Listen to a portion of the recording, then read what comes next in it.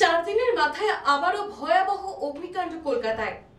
11ই June park street এবং ক্যামাক স্ট্রিটের অগ্নিসংযোগ এবং এরপরে ঠিক 4 দিনের মাথায় আবার কসবার অ্যাক্রোপলিস মলে অগ্নিকাণ্ড। আগুন নেভাতে নিয়ে আসা হয়েছে 15টি দমকল ইঞ্জিন এবং 2টি স্কাইল্যাডার। একটি স্কাইল্যাডারকে গীতাঞ্জলি স্টেডিয়ামের দিক থেকে লাগানো হয়েছে আর অপর স্কাইল্যাডারটিকে রাখা হয়েছে একেবারে অ্যাক্রোপলিসের সামনে। এই মুহূর্তে অ্যাক্রোপলিসের ঠিক কি পরিস্থিতি একবার দেখে নেব।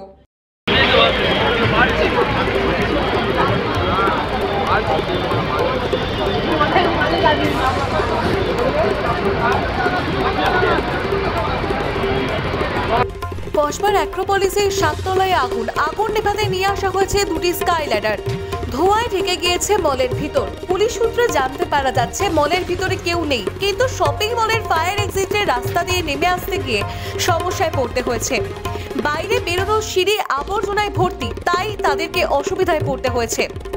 15টি দমকল ইঞ্জিন নিয়ে আসা হয়েছে পরিস্থিতি সামাল দেওয়ার জন্য।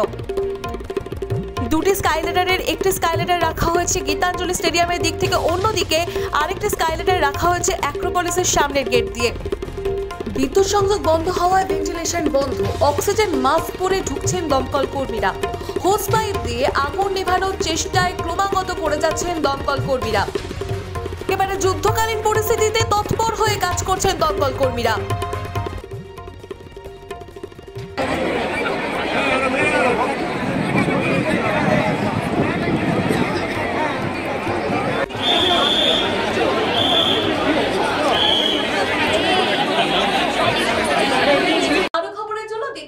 নিউজ11 বাংলা। আর আপনাদের বক্তব্য আমাদেরকে কমেন্টের মাধ্যমে জানাতে পারেন। আপনাদের কমেন্ট আমাদের কাছে ভীষণ গুরুত্বপূর্ণ। দেখতে থাকুন নিউজ11 বাংলা।